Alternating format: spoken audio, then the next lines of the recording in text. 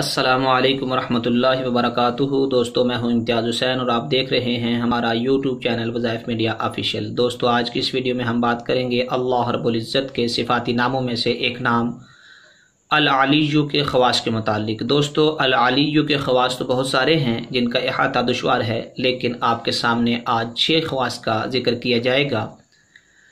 दोस्तों, अपनी बात को शुरू करने से पहले आपसे एक छोटी सी रिक्वेस्ट है कि जिन भाइयों ने अभी तक हमारा चैनल सब्सक्राइब नहीं किया, उनसे गुजारिश है कि वो हमारा चैनल सब्सक्राइब कर लें और बेल आइकन बटन को भी दबा लें।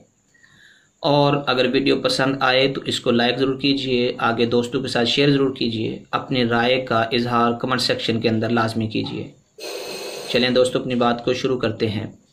दोस्तों, इस इसम मुबारक की पहली खासियत यह है कि जो आदमी इस इसम को हमेशा पढ़ता रहे और लिख कर अपने पास रखे, इंशाअल्लाह उसे रुतबा की बुलंदी, खुशहाली और मकसद में कामरानी नसीब होगी।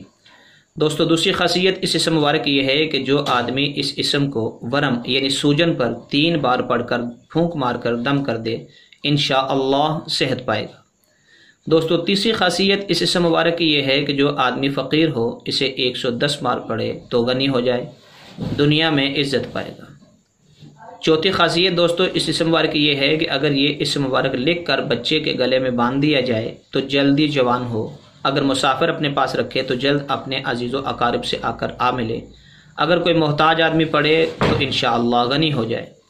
दोस्तों, पाँचवीं खासियत इस इसम मुबारक की यह है कि ये इसम मशाइख, बुज़ुर्गों, तलबा और सालिकीन के लिए एक रूहानी ख़जाना है कि इसका कसरत के साथ ज़िक्र करते रहें, विर्द करते रहें तो इंशाअल्लाह अल्लाह की तरफ से बहुत सारी चीज़ें इनके ऊपर खुलेंगी। दोस्तों, छठी खासियत इस इसम मुबारक की ये है कि अल्लाह ताला का नाम भी इसके साथ मिला लिया जाए तो ये बड़े अज़कार में शुमार होता है और इससे बड़े फ़ायदे हासिल होते हैं। दोस्तों, हमारी आज की वीडियो बस यहीं तक थी। उम्मीद करते हैं कि आपको ये वीडियो पसंद आई होगी। अगर आपको ये वीडियो पसंद आई है तो इसको लाइक ज़रूर कीजिए और दोस्तों के साथ शेयर ज़रूर कीजिए। अस्सलामु अलैकुम व रहमतुल्लाहि व बरकातुहू।